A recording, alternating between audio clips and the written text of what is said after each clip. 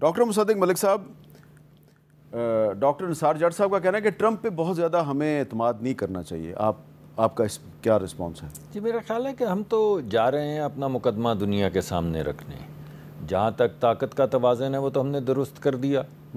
اس کے علاوہ جو ہماری خارجہ پالیسی تھی، میں نے آپ کو پہلے بتایا، پہلی مرتبہ ایسا ہوا ہے کہ دنیا ہمارے خلاف جا کے کھڑی نہیں، تو اچھی بات ہے.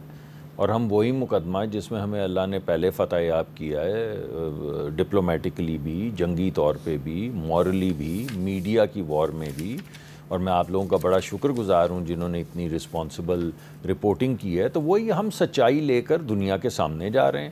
اب اگر ٹرمپ ہمارے ساتھ کھڑے ہیں یا یہ کہہ رہے ہیں کہ بات چیت ہونی چاہیے تو ہونی چاہیے. اچھا، آپ نے جو بات کی نا کہ سچائی دنیا کے سامنے آ رہی ہے، دیکھیں یہ پہلی دفعہ ہے کہ جو انڈیا کا نیریٹو ہے اس کو جو مغربی اخبارات ہیں وہ اس کو بے نقاب کریں ہیں. ایک برطانیہ کا اخبار ہے دی گارڈین نے بھارت کا جھوٹ جو ہے اس کو بے نقاب کیا ہے. گارڈین یہ کہہ رہا ہے کہ حالیہ پاک بھارت کشیدگی کے دوران بھارتی سوشل میڈیا پر جھوٹ کے انبار لگائے گئے. کہا گیا بھارت نے پاکستان کے لڑاکا طیارے مار گرائے، پاکستانی پائلٹ کو پکڑا، کراچی پورٹ لاہور پہ قبضہ ہو گیا، army chief general Asim Munir کے خلاف بغاوت ہو گئی.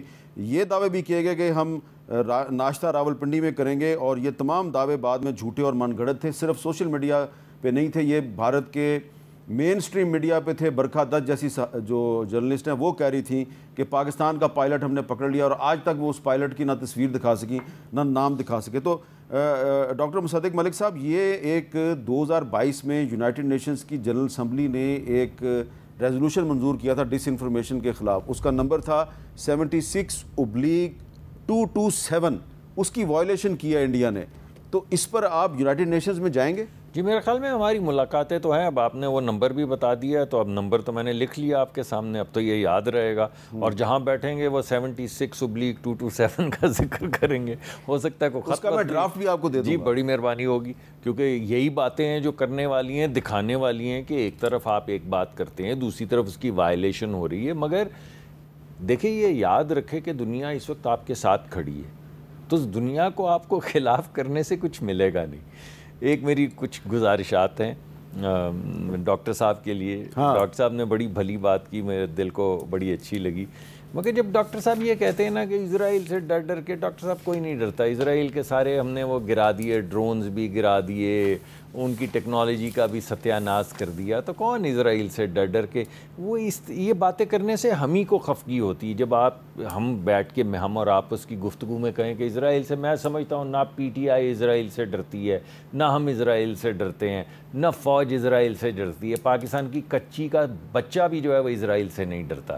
تو یہ اسرائیل سے کوئی ڈرتا ورتا نہیں ہے. اگر کسی کے دل میں یا ذہن میں کوئی خوف ہے تو وہ نکال دے. یہ بڑی اچھی بات کی آپ نے کہ نہ پی ٹی آئی اسرائیل سے ڈرتی ہے اور نہ ہی آپ. جی میں نے پہلے ان کا نام لیا، پہلے پی ٹی آئی کا نام لیا. اس وجہ سے دوسری بات میں یہ کروں گا کہ دیکھیں ہمیں، آپ نے 2 مرتبہ ذکر کیا، میں نے 2 مرتبہ جواب نہیں دیا. ایک تو یہ حکومتی وفد ہے، یہ غلط جواب ہے. دس از دا رانگ آنسر. اب آپ جھگڑے کی بات آپ نے شروع کی.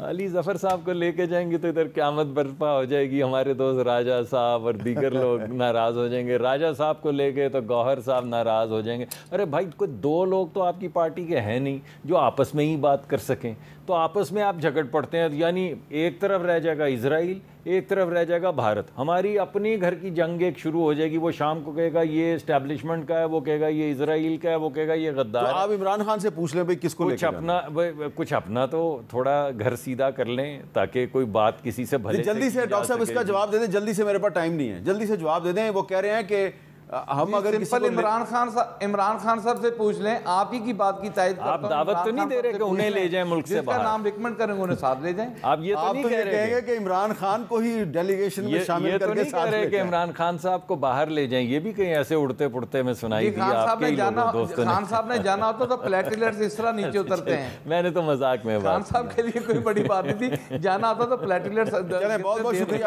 بہت بہت وہ نہیں جائیں گے. ڈاکٹر نثار جٹ صاحب بہت بہت شکریہ. ڈاکٹر مصدق ملک صاحب آپ کا بھی بہت بہت شکریہ. اور ملک صاحب جو ہیں، آپ نے دیکھا کہ آج انہوں نے کوشش کی کہ ڈاکٹر نثار جٹ صاحب جو ہیں وہ 2-3 دفعہ حملہ آور ہوئے، ان پہ انہوں نے جواب نہیں دیا. آخر میں چہرے پہ مسکراہٹ سجا کے تو انہوں نے گھما پھرا کے ان کو جواب دے دیا ہے. مقصد ان کا یہ ہے کہ اس وقت پاکستان کو جس یونٹی کی ضرورت ہے تو اس میں اگر سیاسی اختلاف کو ایک خاص دائرے کے اندر ہی اس کا اظہار کیا جائے تو زیادہ بہتر ہے، کیونکہ ایک ایسا اختلاف جس کو بہت ایگریسولی اگر آپ اس کا اظہار کریں اور فائدہ دشمن کو ہو تو دشمن کے ہاتھ میں ذرا کھیلنے سے ان دنوں ہمیں احتیاط کرنی چاہیے۔